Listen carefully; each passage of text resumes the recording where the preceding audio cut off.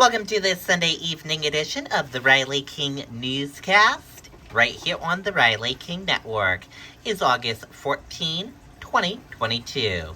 Let's begin with tonight's edition of the Riley King Newscast, right now. Good, happy Sunday evening, everyone. I'm Riley King, and welcome to this Sunday evening edition of the Riley King Newscast, right here on the Riley King Network. We have a lot of news to get to this Sunday evening, so let's get started right now. First up, man crashes into barrier near Capitol, opens fire, then shoots himself. Let's take a listen to that video from CBS News. They want to know more about the man who shot and killed himself after ramming his car into barricades at the Capitol. The man's car then burst into flames. They say he got out of the car and fired several shots into the air before he turned the gun on himself. No one else was hurt. Okay, and there you go on that video and that report.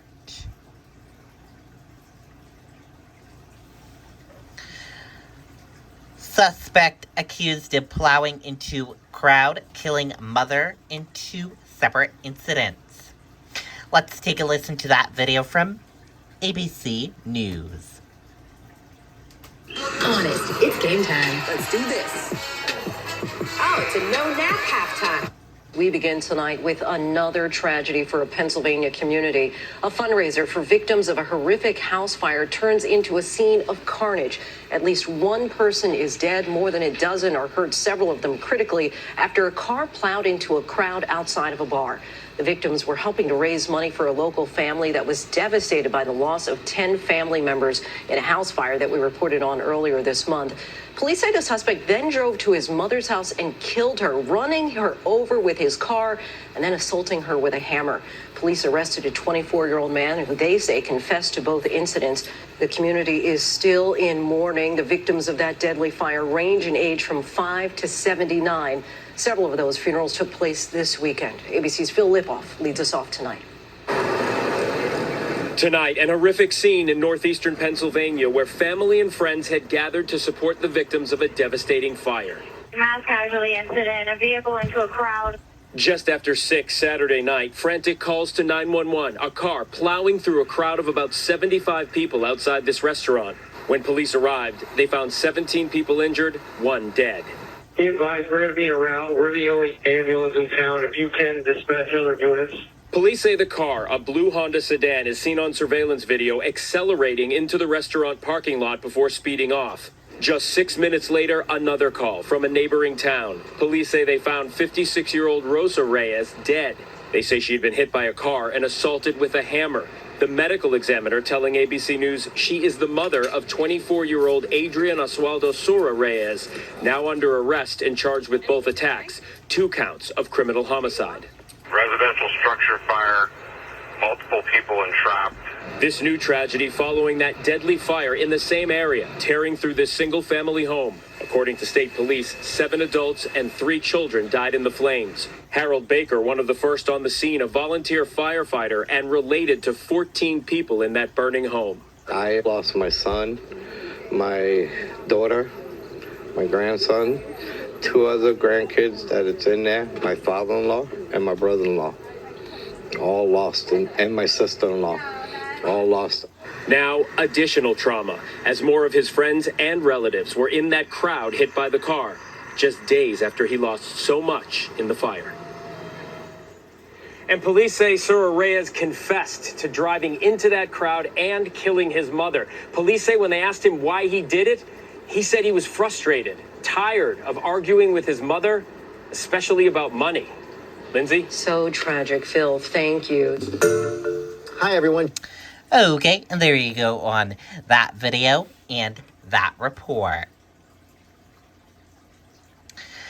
Americans among those injured in a bus attack near Jerusalem Western Wall. Let's take a listen to that video from ABC News.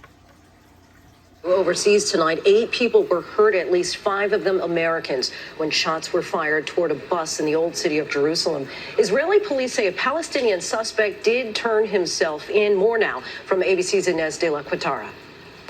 Tonight, Americans among the injured after authorities say a gunman opened fire on a bus near Jerusalem's western wall. At 1:24 a.m., when I got to the scene, I saw a few people lying on the floor in critical condition. 3 of them were in critical condition. The U.S. Embassy in Jerusalem says at least 5 Americans are among the 8 wounded, including a father and son from New York City. He bent down over his family to protect them.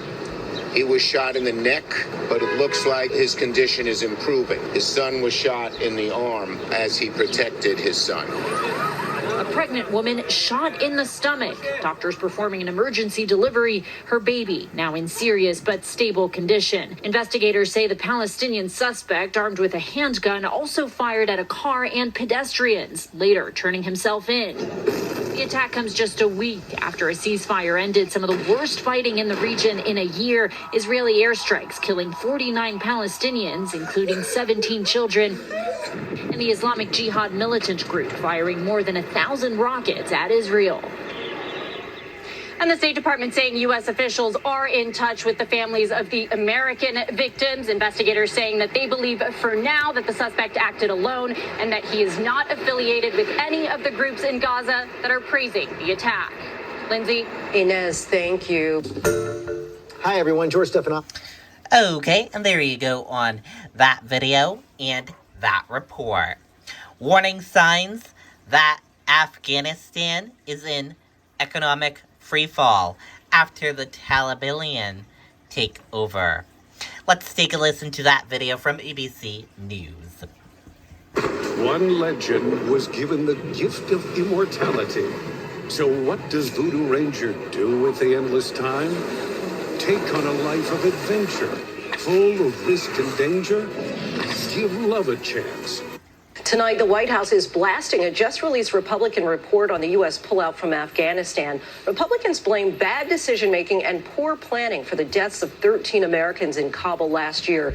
It's been nearly a year since the fall of Kabul to the Taliban. The country is now in crisis. More than half of the families are going hungry. ABC's chief foreign correspondent Ian Pannell was in Afghanistan when the Taliban took over, and he's back again tonight. Tonight, almost 1 year since the Taliban takeover of Afghanistan, warning signs that the country is in economic freefall. The World Food Programme feeding around half the population, with more than 90% of households going hungry. The UN now warning poverty rates could hit 97% by the end of the year, with the most vulnerable at greatest risk. We visited a hospital in Kabul, where every single baby in this ward is malnourished, many 2 to a bed. We've just come inside the main maternity and children's hospital inside Kabul. Bear in mind that this is the best funded, the best equipped hospital of its kind in Afghanistan. And even here, the need is overwhelming. Aisha has 5 children. Ali is her youngest, and he's severely malnourished. Aisha says life is very hard. They have no food at home, and her children are crying. We were on the ground when US troops withdrew from Afghanistan last August and witnessed the chaotic and desperate scenes at the airport as tens of thousands of people tried to escape, some even clinging on to US military planes. Today, the very militants America spent 20 years fighting are now in charge. And it's their fighters driving the pickups, manning checkpoints, some even carrying American-made weapons. And they're enforcing draconian rules. Many women once again banned from the workplace. Millions of girls again blocked from school. These brave women protesting this weekend, calling for bread and freedom. Met with brutality by the Taliban, firing over their heads. At the same time, Foreign Ministry spokesman Abdul Kahar Balki insisting women and girls are being treated fairly. We have been through 4 decades of conflict. And the priority of the West is having women being represented at different levels. And what we're advocating and asking for is a level of understanding and respect for the priorities of the state of Afghanistan. But those priorities are overwhelming a government without experience, money, and sometimes motive to meet the needs of this new Afghanistan. Lindsay, the Taliban are calling tomorrow Victory Day, celebrating what they see as their victory over America. But for many Afghans, it's going to be a day of mourning, the return of restrictions, hunger, and desperation. Lindsay? Ian, we still appreciate your reporting. Hi, everyone. Okay, and there you go on that video and that report. 2 Democratic lawmakers call for a damage assessment after Mar-a-Lago search warrant. Let's take a listen to that video from ABC News. Don't let psoriasis get in the way. With Taltz, up to 90% of patients. There are growing calls from Democrats for an intelligence review in the wake of the FBI raid on former President Trump's Mar-a-Lago home. Today, Congressman Adam Schiff said that he and other leaders are still waiting for a response from intelligence officials to their request for a damage assessment. And this weekend, protesters, some of them armed, gathered outside of the FBI's Phoenix office as the DHS and FBI now warn about threats to law enforcement. Aaron Katersky will break it all down for us in just a moment. But first, here's ABC's Mary Alice Parks in Washington tonight. Tonight, Democratic lawmakers worried about the security implications of highly classified intelligence that have been sitting at Mar-a-Lago, asking the Director of National Intelligence for a damage assessment. Some of those documents were marked top secret, sensitive, compartmented information. That is among the highest designation in terms of the extremely grave damage to national security that could be done if it were disclosed. The search warrant and accompanying documents made public by a federal judge showing FBI agents were looking for evidence of 3 potential crimes, including obstruction of justice and violations of the Espionage Act. Former President Trump has not been charged. The FBI Monday seizing 11 sets of classified documents from the former president's residence, including one set marked top secret SCI, a classification reserved for some of the nation's most sensitive intelligence. Immediately after the FBI executed that unprecedented search warrant, before the details were unsealed, many Republicans were quick to call foul, blasting the Department of Justice and law enforcement, accusing them of overreach and bias. This is Gestapo crap, and it will not stand. The FBI raid of President Trump is a complete abuse and overreach of its authority. Now, the FBI increasingly worried about threats aimed at law enforcement. Experts speculating the man who stormed an FBI building in Ohio last week could well have been motivated by the finger pointing. There is no doubt that what happened at Mar-a-Lago this week, and really not the action itself of a search warrant being executed, but the way Trump framed it, the way Republican officials framed it, that was a trigger for him. And yesterday, a small group of Trump supporters gathered outside the FBI office in Phoenix, some of them armed. A handful of Republicans this week publicly criticizing members of their own party, calling for calm and patience. I think everybody needs to be calling for calm, everybody across the board, and everybody needs to respect our law enforcement, whether they be local, state, or federal. Maryland's Republican Governor Larry Hogan telling ABC's Jonathan Karl that he thought DOJ's move to unseal the warrant was a step in the right direction for transparency. Anytime you're being investigated for espionage and obstruction of justice, that's very serious. I mean, especially if you happen to be a former president. I mean, this is unprecedented. How could they do this? It's absolutely unprecedented. The DOJ seems to be in uncharted territory here. Mary Alice Parks joins us now. And Mary Alice, any word from Democrats about the timing on that damage assessment? And it sounds like Republicans also want their own briefing about what led to the search warrant. Lindsay, Chairman Adam Schiff said that he had not heard back on his request yet today, but that he was confident that the intelligence community would do a damage assessment about the ramifications of these documents seeming to be mishandled. And yet Republicans want more information from the Justice Department about why they sought this search warrant right now. Was there evidence that made this urgent? But it is unclear if the Justice Department will volunteer information like that. Lindsay? Mary Alice, thank you. Let's get straight to ABC senior investigative reporter Aaron Katersky for more on the search and the fallout. Aaron, what's the most concerning here in terms of national security? Lindsay, the point of classifying records is really to keep them from being seen by America's adversaries. And here there were documents of varying levels of classification, including some that were deemed so sensitive they're only meant to be viewed in a secure location. We know the FBI reviewed security camera footage from the former president's estate, and what they saw on that video may have raised concerns about who had access to this material that shouldn't have. And one more quick question before you go, Aaron. Where does the investigation go from here? There are multiple directions for this investigation, Lindsay. I think two of them that are pretty interesting from the intelligence community's point of view. They want to know whether any of the material removed from the White House and brought to former President Trump's house has been compromised in any way. And then the FBI is working to determine who removed it and whether that constituted a crime. Lindsay. Aaron, thank you. Hi, everyone. George Stephanopoulos here. Thanks for checking out the ABC News YouTube channel. Okay, and there you go on that video and that report. A mother-daughter duo share professions and passion for fighting fires. Let's take a listen to that video from ABC News. Finally tonight, America Strong, a family reunion in a most unlikely place.